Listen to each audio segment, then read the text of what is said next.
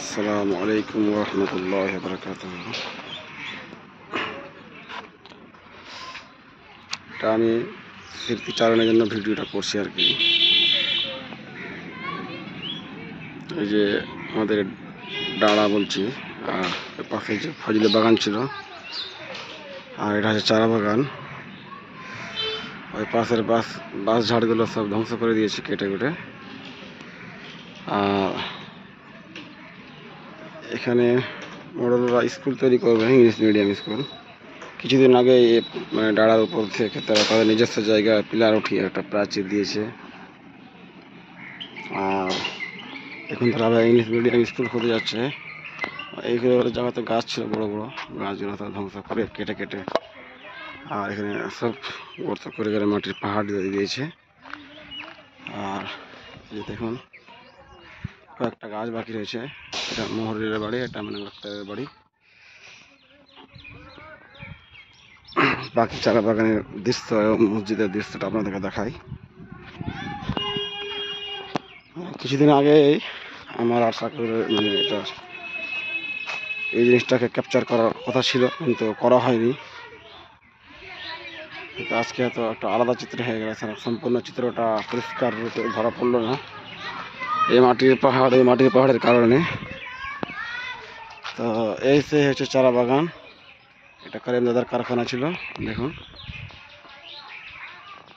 আর আমাদের এটা হচ্ছে পশ্চিম দাঙ্গাপাড়া মসজিদ, দেখুন।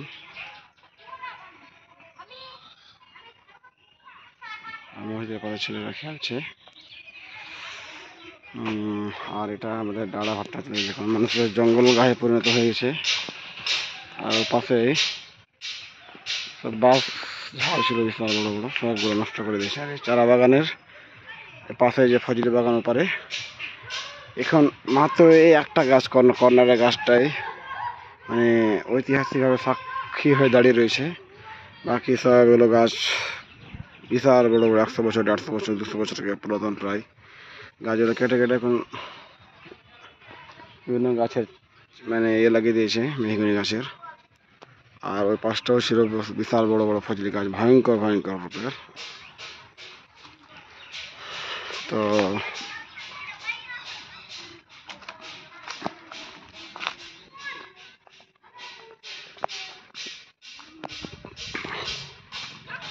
কথা না বলে শুধু স্মৃতিটাই ধরে রাখলাম।